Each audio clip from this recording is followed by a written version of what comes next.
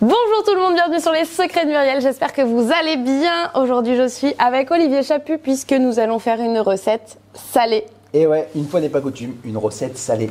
Exactement, donc Olivier Chaput, je vous l'ai déjà présenté, il est chef cuisinier, il a eu son restaurant à Villejuif, il est chef de l'association Les Enfants Cuisine dont je suis ambassadrice et c'est aussi le chef préféré des enfants qui était sur Gulli. C'est ce qu'on dit de moi.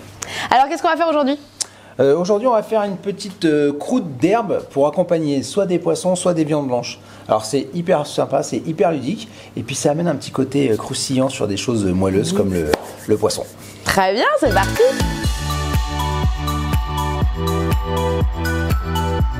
Alors pour cette recette, on a besoin de beurre, de poudre d'amande, de la moutarde en graines, c'est ce qu'il y a de meilleur, de la chapelure et une petite botte de persil. Alors, tu vas nous expliquer comment faire cette petite croûte. Alors moi, j'ai pris du cabillaud. Je l'ai laissé au frigo, évidemment, un dos de cabillaud pour faire cette recette. Parfait. Mais on peut le faire avec du blanc de poulet aussi, c'est ça ? Ouais, blanc de poulet, l'important c'est de rapporter un petit côté croustillant. On peut même faire avec du bœuf, on le met au dernier moment. Ça marche aussi, ou du veau, ou n'importe ce qui vous fait plaisir. En tous les cas, c'est pour agrémenter tout ça. Alors, ça marche aussi. Dis-nous tout. Allez, un petit truc, déjà. On va prendre une petite feuille de papier comme ça, essuie-tout, on va mettre la planche dessus, ça c'est pour éviter que ça glisse. Très important. Ça, c'est un vieux truc des cuisiniers. Non, oui. Vous faites la même chose. Oui. De vous l'instant, vous voulez couper les fruits et tout ça. Mais c'est important de le savoir. Donc, tu vas pouvoir mettre le beurre directement dans ton petit saladier. Très bien, monsieur. Donc là, beurre pommade, enfin beurre sorti à température depuis une demi-heure. Voilà. À peu près. Voilà, la poudre d'amande. Hop, tu peux mettre aussi la moutarde. La petite moutarde. Derrière, tac. Moutarde de Charroux, parce que je suis auvergnate, évidemment. Ok. Tout est bon pour faire de la pub. L'Auvergne, bien sûr. L'Auvergne, toujours. La petite chapelure. La petite chapelure qu'on peut faire maison. Je l'ai achetée là, mais on peut la faire maison avec du pain sec. Ouais, très important. On peut faire une chapelure ou blonde, donc on prend la mie de pain qu'on écrase et tout ça, ou brune, et on va plutôt travailler, j'aime bien dire l'écorce du pain, je trouve ça génial. Oh, l'écorce du pain, j'adore. Travailler avec la croûte du pain. Très bien. Elle va être un peu plus brune, ça dépend ce qu'on a envie d'en faire. Ça sent bon déjà. Donc la chapelure, poudre d'amande, on a quoi ? On a la moutarde de Charroux, du beurre, et on mélange à la maryse comme ça, tranquille. Voilà. Merveilleux. Donc là, on va prendre le persil. Donc moi, ce que je fais, c'est que ça, je le garde toujours pour mettre dans mes fonds de sauce. Quand je cuis une viande, voilà, des linçons, je vais faire un petit bouillon et tout ça. Voilà, je m'en sers pour faire mon bouquet garni. Et on peut le congeler directement. Et le jour où je le garde avec l'élastique et tout, et le jour où j'en ai besoin, ça donne du goût comme ça, des petits fonds de sauce et tout. Parce que c'est vrai que souvent, quand on fait du persil, on fait ça, on va dire feuille par feuille et tout ça. Nous, non, on prend tout et on essaye de tout prendre. Là, on l'a lavé. Ah, bien sûr. On a lavé le persil avant, bien évidemment. Voilà, et ensuite on va couper tout ça le plus fin possible.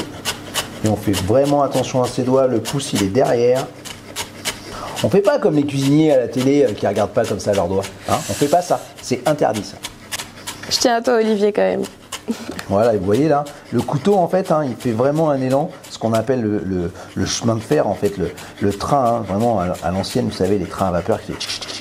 Ben là c'est pareil, on a vraiment ce côté-là. Toujours. J'aime bien cette image, je vais la reprendre. J'aime beaucoup cette image. Ça sent extrêmement bon, j'adore. Donc l'herbe, plus on va en mettre, meilleur le goût est. Et vous voyez la petite technique, on cède du couteau pour venir mettre le persil dans le saladier. On mélange. Bon, on peut y aller avec les mains d'ailleurs, parce que je le fais à la maryse comme ça, mais honnêtement, si vous avez les mains bien propres, hop, on y va directement avec les mains, c'est beaucoup plus rapide et beaucoup plus facile. Waouh! Ça sent extrêmement bon. Bon, moi j'allais te chercher 2 feuilles de papier sulfu. Allez. Ça sent la cuisine de ma grand-mère, j'adore. Voilà. Je vous jure que ça sent trop bon. Et maintenant on fait des gros câlins à sa grande sœur préférée ou à son grand frère préféré. Non, alors pas à moi. Non! Alors, feuille de papier sulfu. Hop, tu vas pouvoir mettre ça dessus. C'est comme en pâtisserie finalement. Tu vois. Pareil. Hop.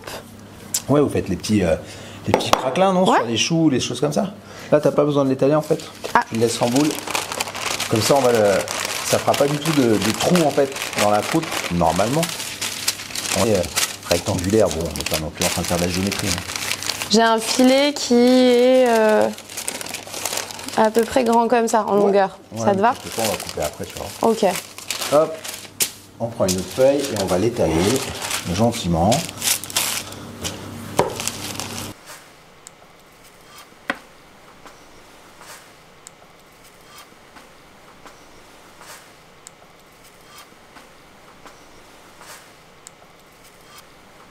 Maintenant, Waouh. t'as vu? On met ça au congèle? Allez, c'est parti. Donc là, on en aura besoin d'un joli dos de cabillaud. Voilà, un petit poisson blanc. Alors là, on l'a pris sans arrêt, on l'a fait préparer à notre poissonnier. Alors, il y a plusieurs façons en fait. Hein. On peut faire un dressage avec vraiment un pavé comme ça. Ça, c'est assez rigolo. On va le mettre directement ici. On peut mettre une petite goutte d'huile d'olive si on veut, un petit peu de fleur de sel et tout ça. Et après, on peut faire des petites noisettes. Et du coup, on va positionner le cabillaud comme ça. Ah, et on sympa. va venir mettre soit à l'emporte-pièce, soit vraiment couper un petit rectangle. Dessus, ça dépend les dressages qu'on a envie de faire et comment on a envie de s'amuser, parce que la cuisine, c'est comme la pâtisserie, on s'amuse. Ouais, ça fait une portion pour une personne. Voilà. Et ça, du coup, on peut s'amuser avec l'assiette. Voilà, on a à peu près les mêmes quantités. On peut faire aussi des portions comme ça, et puis garder aussi la partie un peu plus épaisse, si on veut comme ça, ou alors même la couper. Ça cuira un petit peu plus vite, ce qu'on appelle en portefeuille. Ouais. Et du coup, on va venir mettre la croûte d'herbe dedans, comme ça. Et une fois que ça sera mis dedans, on va la poser. Donc ça sera moins croustillant, mais on aura quelque chose, un apport dedans intéressant. C'est sympa ça. 3 façons de préparer le poisson en une. Magnifique, merci chef. Oh. Voilà, donc après quoi, allez 5 minutes, 10 minutes max de congélation, hein, vraiment, c'est juste pour le rendre un petit peu rigide. Magnifique. Voilà, donc on va prendre un petit peu nos dimensions de poisson. Alors ce qu'on va faire, c'est qu'on va couper ça comme ça. On va se faire un petit rectangle. Ah bah oui, toujours. Hein. Ça. Du joli, du joli. On va prendre notre petite plaque. On va venir la poser sur notre cabillaud. Magnifique. Et là, bien sûr, on va faire les petits. Donc on va utiliser ces petites chutes là, tu vois, comme ça. On va réutiliser celle-là, tu vois, pas de gaspillage. C'est beau comme tout ça. Génial. On a quelque chose de régulier. Toutes les petites miettes, justement, on peut les prendre, voilà, selon la recette qu'on a envie de faire. Donc là, on a pris du poisson, hein, cabillaud, c'est un poisson à chair blanche que les enfants adorent. Voilà, on peut utiliser de la volaille. Du coup, on va mettre peut-être plus de l'estragon, voilà, ce genre de choses. On peut utiliser aussi n'importe quelle viande. Donc là, on referme. On va pas en remettre dessus, sinon ça ferait trop. Mais du coup, là, on va pas avoir ce côté croustillant, mais ça va apporter du goût. Ça va vraiment tenir. Ah, ça va être pas mal, moi, je pense. Hein. Et alors, ce qui est magique, c'est qu'une fois qu'on a fait ça, hop, surtout, on le replie bien comme il faut. Comme ça prenne pas l'air. Comme un petit paquet cadeau. Et on le remet au congèle. On va remettre ça au congèle. Alors, filmer ou dans une poche congélation, parce que ça évitera de prendre le goût du congèle, parce que les corps gras, généralement, ça prend un petit peu le goût du frigo. Oui. Voilà, on en sait quelque chose en pâtisserie. Ouais, c'est ça. Un petit bout de scotch ou quelque chose. Et voilà, on ferme bien et on met ça au congèle. Et à chaque fois que j'ai un poisson, je peux le réutiliser sans aucun problème. Donc là, on est à 7-8 minutes de cuisson à 210 degrés. On va juste le flasher qui reste translucide. 210, 7 à 8 minutes. Voilà. C'est parti. Oh, ça sent trop bon. Oh, aïe, aïe, aïe. C'est magnifique. Voilà. J'adore. Tu peux avoir plusieurs présentations, c'est rigolo quand même. Ah ouais. Et puis ça donne tellement envie, moi, ce petit croustillant là et tout ça. Ouais. Alors le truc, hein, c'est que on peut faire en chaleur tournante traditionnelle et au dernier moment, on peut mettre un petit peu de grill si on l'aime un petit peu plus doré. Mais moi, sur le poisson, j'aime bien quand c'est juste comme ça, c'est sympa, je trouve. Ah, pas mal, pas mal. Et en mise en place, alors, on met ça juste avant de passer à l'entrée au four ou on fait attendre un petit peu et puis, on peut attendre un petit peu, mais sinon, le mieux, c'est de préparer tous les poissons au frais, par exemple, comme ça, avec la petite croûte d'herbe dessus. Et puis, au moment de passer, voilà, le temps de manger l'entrée, 8-10 minutes pour manger une entrée, c'est quand même Ah, cool. c'est merveilleux. Voilà. Tout a l'air bon, mais je me dis que pour leur donner envie pour la photo, le gros, c'est bien parce qu'il y a de la quantité. C'est gourmand. Ouais. Et moi, j'ai très envie de goûter.